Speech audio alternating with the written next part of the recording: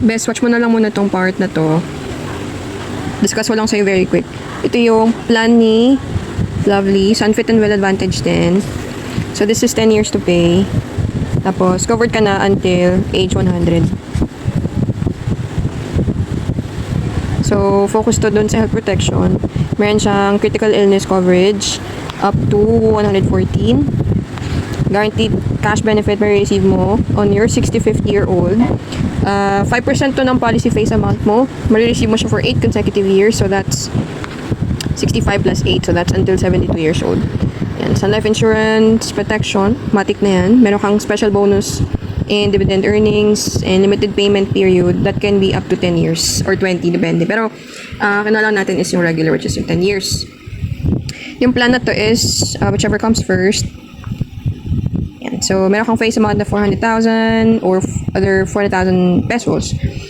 Let me give you a scenario. What if the client has been taken out of the picture? Yan. So, makuha niya tong 400K. If, because of accident naman, hindi niya na makukuha tong part na to, ito na lang, 400K. And sabi ko nga kanina, what if the client's been taken out of the picture because of an accident? Meron po siyang death benefit. That will be additional 400,000 pesos. So, if that would be it, then magkano na po ang coverage ni client? So, that's 800K. Plus 200,000 pesos po if na-diagnose si client ng cancer. Guaranteed cash benefit is 20,000 pesos annually from age 65 until 72 years old. 500K po if na-hospitalize si client. Sabi ni doctor is he need to rest for 10 days. So, i-multiply to per day. So, for example, sabi natin 10. So, makaka-receive si client ng worth 5,000 pesos. Plus, 5,000 pesos if na-discharge siya sa client. This is post-hospitalization benefit. Binibigay na po ni Sun Life yan. And then, itong 250 pesos is half of the hospital income benefit. Ito naman is if you still need to recover from your illness. So, sabi ni doctor, still need to rest.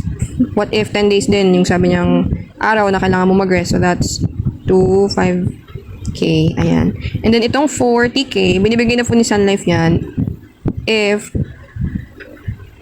nataningan na po ng buhay si client. Okay? So, kumpitin mo na lang kung magkano, no? Like, for example, 800K plus itong 200 and so on and so forth. Itong total disability benefit, kanina na banggit ko, this is 10 years to pay. Now, what if on the 6th year is may nangyari kay client, hindi na siya makapagbayad?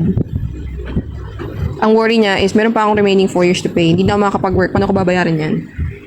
Don't have to worry because this is considered paid na po ni Sun Life. Ito po yung tinatawag nating peace of mind. Diba? Tapos covered ka pa ng ganyang benefit. So, that's why important na magkaroon tayo ng insurance. Okay? So, you may just want to check this out. Prevention. Meron kasi tayong wellness community which we call Go Well. Tsaka yung mga discussions natin na ginaganap sa hotel. Na minsan ini-invite ko kayo. Tapos, you may just wanna check here also, indicated dito yung 64 major critical illness plus 34 minor critical illness and 16 specific cancer conditions. Check natin siya later on sa page 4. But on this part, this is the page... Oh, page 1 pa lang to. Ayan. Total annual premium mo dito, bes, is 24,384. Now, yung quarterly naman is worth 6,705 and 60. So, napag-usapan pa naman natin na kukunin mo yung funds from your existing policy. So, para hindi ka na maglalabas ng pera. Okay. Now, on... Saan yan?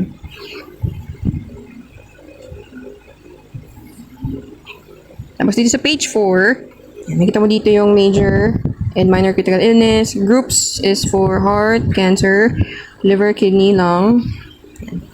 Pwede siya for neurological related, for brain, gastrointestinal, blood-related others.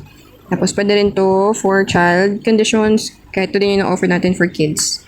Covered na dito is dengue, hemophilia, insulin Kawasaki, osteogenesis, rheumatic fever, and valvular impairment. And indicated here, yung mga cancer conditions. So, that's total of 16. Check mo na lang. If you have time.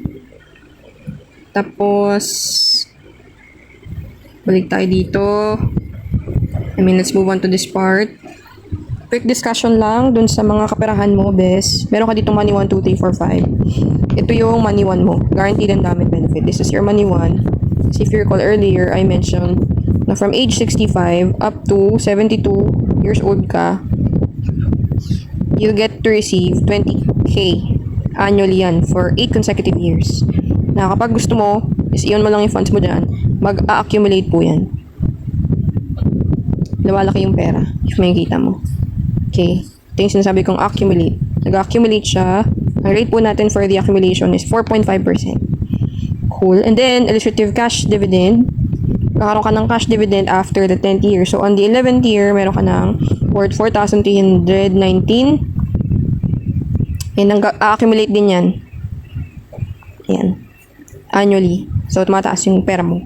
Accumulate. This is your money 2.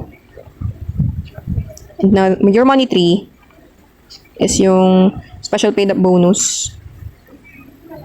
Kasi, after mo siya bayaran on your 10th year, meron kang bonus na ibibigay ni Sun Life for 22,306 na nag-accumulate din over time if iniwan mo lang yung funds mo dyan. And then, your money 4 is the guaranteed cash value. Meaning to say, guaranteed to, no? Like, what, for example, after 13 years, tsaka ka nag-decide na magkaroon ng business, so meron ka ng funds worth 145k, 108 pesos, na pwede mong i-loan ng walang interest. Kay Sun Life lang po may ganyan. However, still need to pay this kasi po, niloan mo siya in advance. Na kung ayaw mo siyang bawas dun sa funds mo, you still have to pay within 1 year. Tsaka lang siya magkaka-interest if within 1 year hindi mo siya nabayaran. Then, your money 5 is the total living benefit.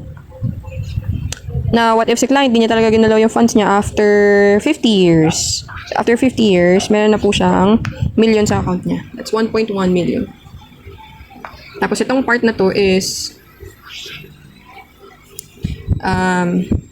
if hindi talaga nagalaw or kinuha na ni Lord si client. So, yan. So, if you have questions, best let me know.